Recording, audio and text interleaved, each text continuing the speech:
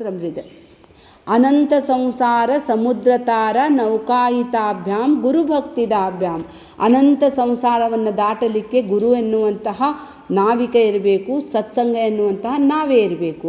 ಆ ನಾವೆಯಲ್ಲಿ ಕುಳಿತುಕೊಂಡು ನಾವು ಅನಾಯಾಸವಾಗಿ ಈ ಅನಂತ ಜನ್ಮದ ಇದು ಸಂಸಾರ ಸಮುದ್ರ ಭವಸಾಗರವನ್ನು ದಾಟಲಿಕ್ಕೆ ಸಾಧ್ಯ. ಗುರು ಏನಂತ ಕೊಡ್ತಾನೆ ನಮಗಿದು ದಾಟಬೇಕಂದ್ರೆ ಏನು ಹೇಳ್ತಾನೆ? ನಮಗೇನಾದರೂ ಕೊಡಬೇಕಲ್ರಿ ಗುರು. ವೈರಾಗ್ಯ ಸಾಮ್ರಾಜ್ಯದ ಪೂಜನಾಭ್ಯಾಂ ನಮೋ ನಮಃ ಶ್ರೀ ಗುರುಪಾದುಕಾಭ್ಯಾಂ.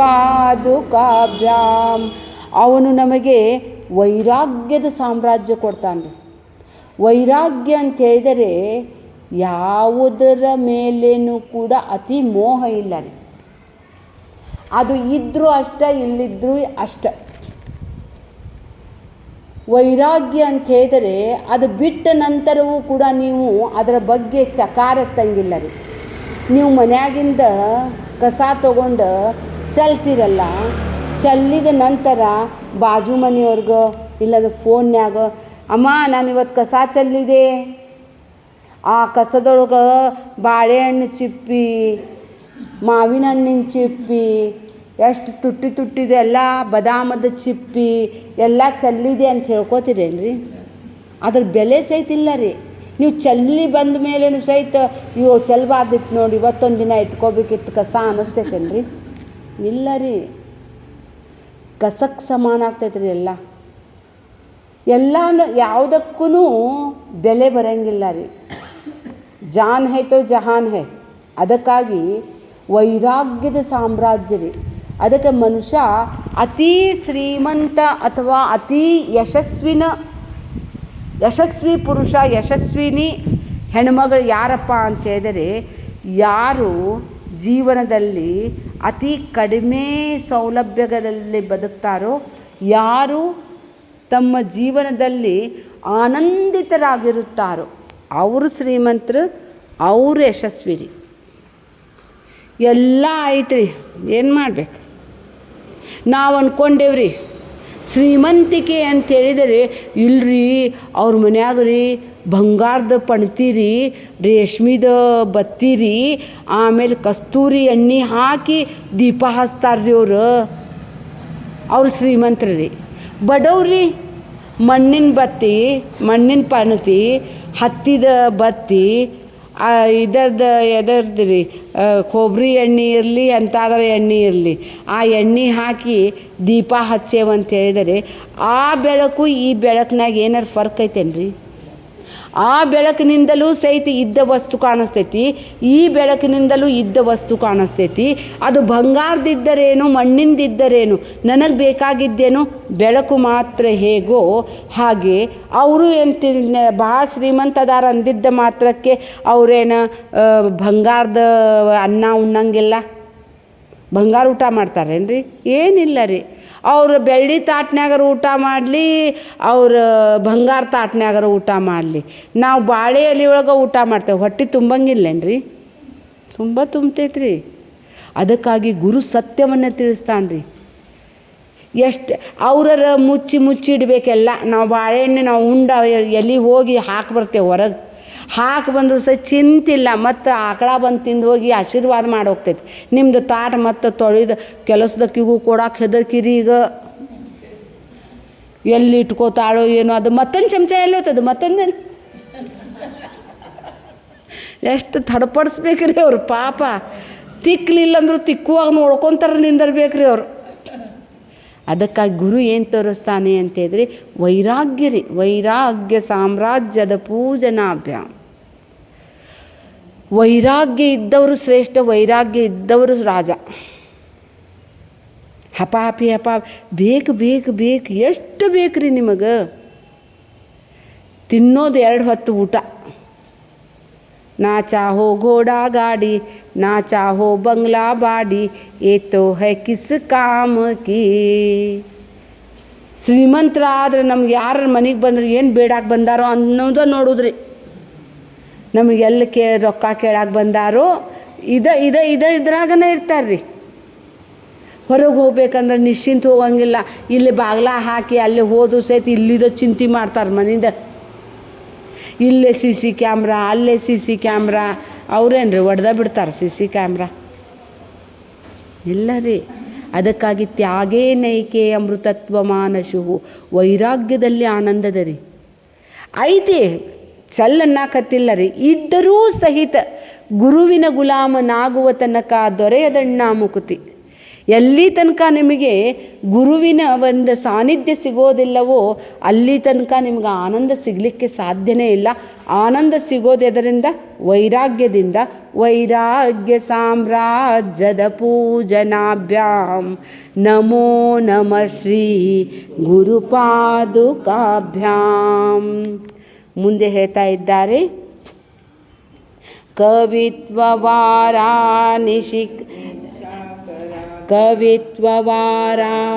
ನಿಶಾಕರಾಭ್ಯಾಂ ದೌರ್ಭಾಗ್ಯದಾವಾಂ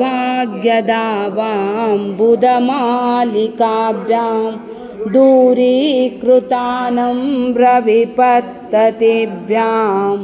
ನಮೋ ನಮಃ ಶ್ರೀ ಗುರುಪಾದುಕಾಭ್ಯಾಂ.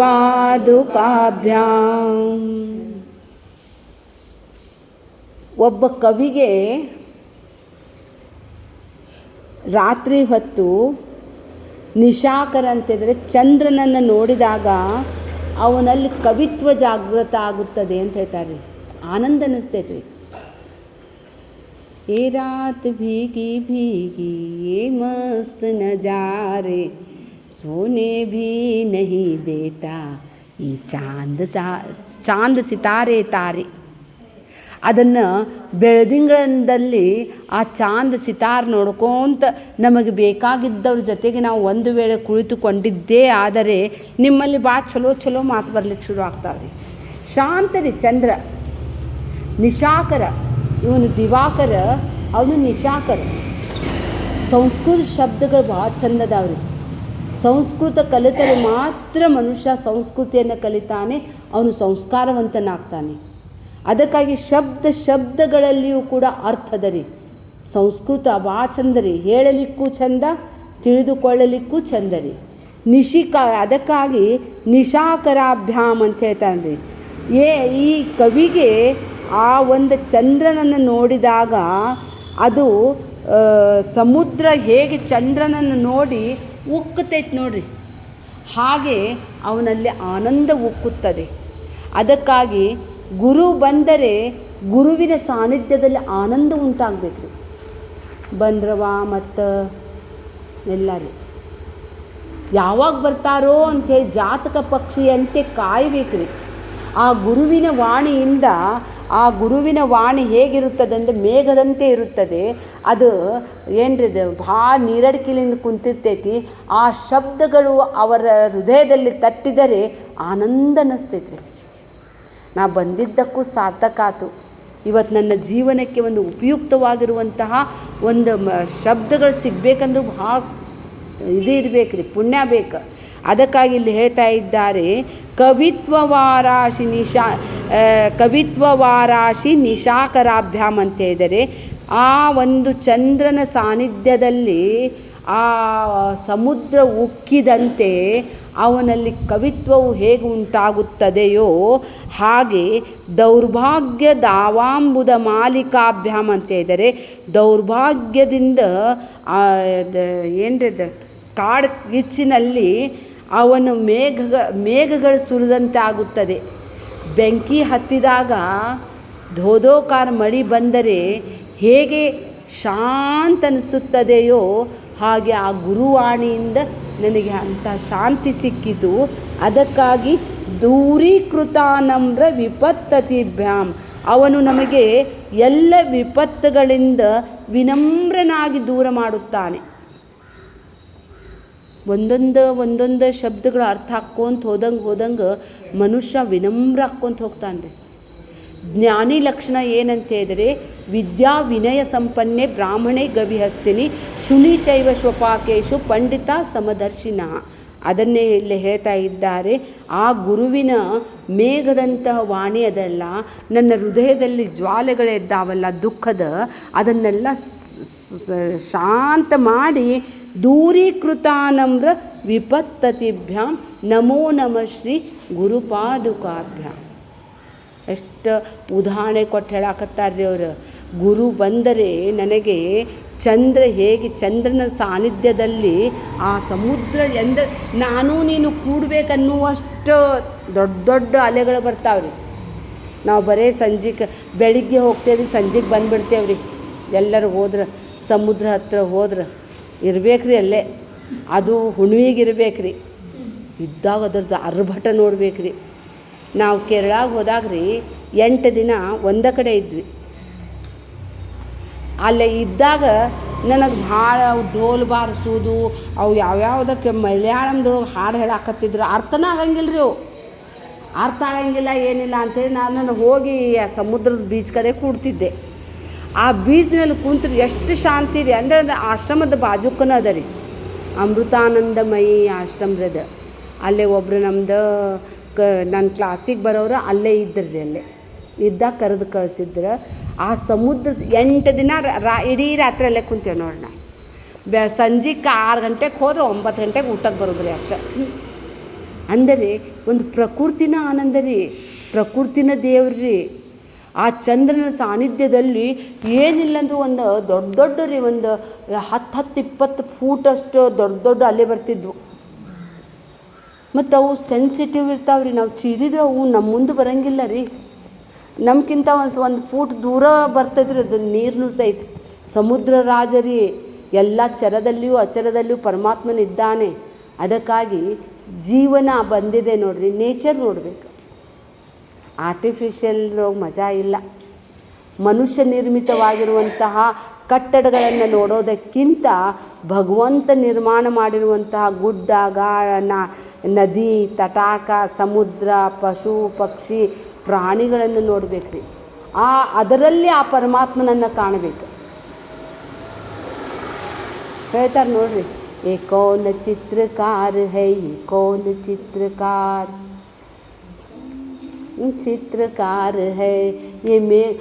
ಅವು ಮೋಡ್ ಹೋಗೋದು ಎಷ್ಟು ಆನಂದ ರೀ. ಅದಕ್ಕಾಗಿ ಇಲ್ಲಿ ಹೇಳ್ತಾ ಇದ್ದಾರೆ ಅವರು, ಕವಿತ್ವವಾರಾಶಿ ನಿಶಾಕರಾಭ್ಯಾಂ ದೌರ್ಭಾಗ್ಯದಾವಾಂ ಬುಧಮಾಲಿಕಾಭ್ಯಾಂ ದೂರೀಕೃತಾನಮ್ರ ವಿಪತ್ತತಿಭ್ಯಾಂ ನಮೋ ನಮಃ ಶ್ರೀ ಗುರುಪಾದುಕ. ಈ ವಿಪತ್ತಿನಿಂದ ಅವನು ನಮಗೆ ನಮ್ರನನ್ನಾಗಿ ಮಾಡಿಬಿಡ್ತಾನೆ ರೀ. ಎಲ್ಲ ವಿಪತ್ತು ಬರಲಿಕ್ಕೆ ಏನು ಕಾರಣ ರೀ? ಸೊಕ್ಕ ನಮ್ದು ಅಹಂಕಾರ. ನಮ್ದು ಅಹಂಕಾರದಿಂದ ಅನೇಕ ಮಂದಿಗೆ ನಾವು ಶತ್ರುತ್ವವನ್ನು ಕಟ್ಕೋತೇವೆ ರೀ. ತುಮ್ ಜೀತ್ ಗೈ ಮೈ ಹಾರ್ ಗೈ. ಏನಾಗೋದೈತ್ರಿ, ನಮ್ಮ ಅಪ್ಪನ ಗಂಟು ಹೋಗೋದೈತಿ ಹೇಳಿ ದೊಡ್ಡವರಾಗ್ರವ. ಅವ್ರು ಬೈದ್ರು ಸಹಿತ ನನ್ನ ಕಿವಿನೇ ಕೇಳ್ಸಾಕತ್ತಿಲ್ಲ ಅಂತ ತಿಳ್ಕೊಂಬಿಟ್ರೆ ಏನು ಮಾಡ್ತಾರೆ ರೀ? ಸುಮ್ಮನೆ ನಕ್ಕೊಂಡು ನೋಡ್ಕೊಳ್ಳೋಣ. ಅವ್ರು ಎಷ್ಟು ಬೈತಾರೆ ಬೈರಿ, ಏನಾಗೋದೈತ್ರಿ? ಸಮಜೇಂಗೆ ತುಮೇ ದೇಖಾ ಹಿ ನೈ ಸಮಜೇಂಗೆ. ನಾ ಕೇಳೇ ಇಲ್ಲ ಅನ್ನುವಷ್ಟು ಲಘು ಫ್ರೆಂಡ್ಶಿಪ್ ಆಗಿಬಿಡ್ಬೇಕ್ರಿ. ಅಕಡ ಮುರ್ದೆ ಕಾ ಲಕ್ಷಣ ಹೈ. ನಮ್ರತಾ ಜಿಂದಾ ಇನ್ಸಾನ್ ಕಾ ನಿಶಾನಾ ಹೈ. ಸೋತು ಗೆದ್ದವಳು ಸಿನಿಮಾ ಬಂದಿತ್ತಂತ್ರಿ.